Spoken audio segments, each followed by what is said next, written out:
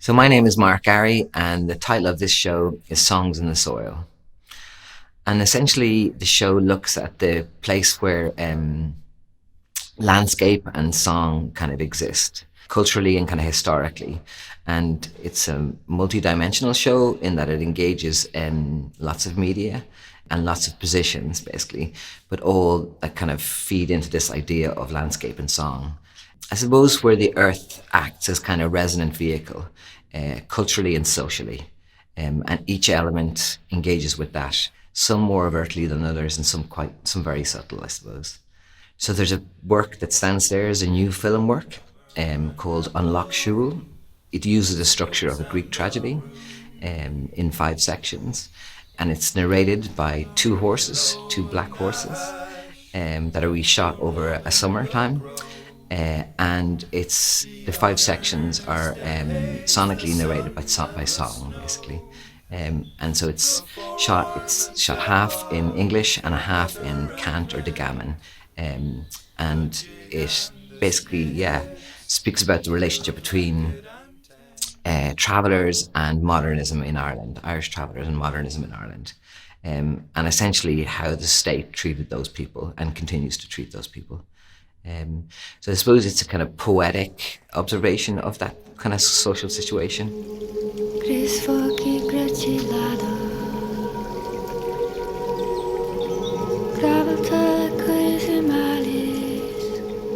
Not all the film is immediately understandable, in the sense that it uses a language that's kind of been lost. So there's kind of a purposeful confusion in it, which is something that was socially constructed around travellers, the idea of like a socially constructed confusing or misunderstanding. And that continues to be the case. So I suppose that device was really important, the idea that half is tangible and half is not tangible. So as you move up through the building, you'll be aware that there's a spectrum that kind of navigates the space, that kind of travels through the space, which has been around since the art space opened. And I suppose it's the thing that I'm most known for, making these very specific interventions using thread and spectrums that kind of intersect space and kind of navigate space, I suppose. So they kind of articulate space that isn't normally used in a gallery. They come from a very particular position, which is about kind of combining modesty and complexity. And that's a thing that sort of travels through all of the works, this idea of modesty and complexity existing. And I suppose the idea of craft. They take a very long time to make, and I hope that the time that is given to make them encourages a kind of slower encounter with them. And they're quietly kind of political. The idea of using this very ordinary, mundane material, but getting it to act in a very specialist or spectacular kind of a way. So I suppose I always kind of view them as landscapes, the thread works in that way. And if you'd notice the colour range, that they start with like a green and end with a blue, and then go through like a spectrum of possible colours that could make up a landscape, essentially. And landscape as a thing then is played out in the spaces that are next to the thread work. On the left is a beaded work that's suspended within a frame, which references the kind of logic and mathematics of classical landscape painting, in the sense that it has a foreground, a middle ground, and a background, and then is intersected with like a focal point, which is, I suppose, found in lots of kind of pastoral painting from like the 17th and 18th century. And then I've sort of deconstructed that and then reconstructed it with beads, so that it's subtly kind of looking at that, at the tradition of kind of landscape as a thing, I suppose. And the larger painted works are based on chromatics. So the idea of music being associated with a colour, and lots of people have deconstructed this throughout history. So allocated basically a spectrum to like a chord structure. So the place and where the notes occur and the amount of times they occur is articulated as a painted form. And they're pour paintings, so again they kind of reference landscape but not in a straightforward sense, and also refer like to kind of developments in paintings in the 1970s, 1960s and 70s. So I've activated the space in the upper gallery in a very particular way.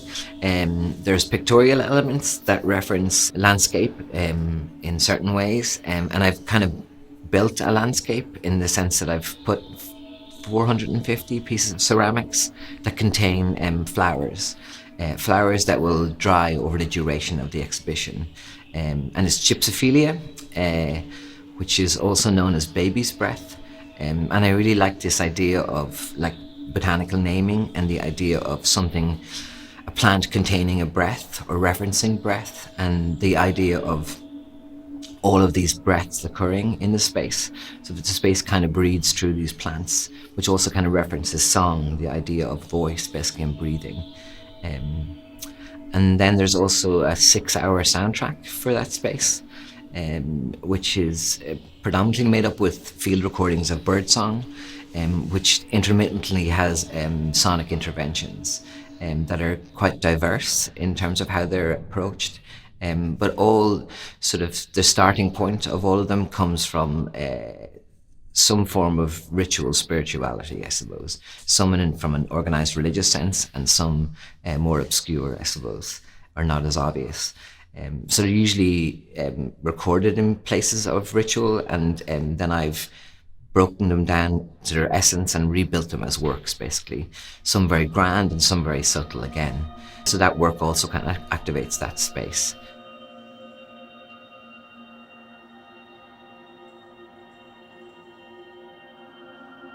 And then there's a very large work on the end, which again references the kind of history of landscape, but also kind of references theatricality in the sense that it sort of collapses the landscape, and the work kind of becomes like a stage, kind of referencing the idea of like the curtain falling, essentially.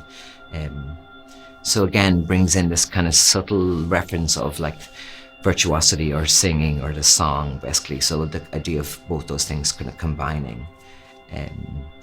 All of the ceramic pieces are all kind of shells, they're all kind of casts of natural things. And again, I like this idea of the shell, of the earth acting as a shell, as a kind of a resonant vehicle, in the sense that, you know, we as humans kind of sonically, but also socially kind of resonate off this thing we exist on.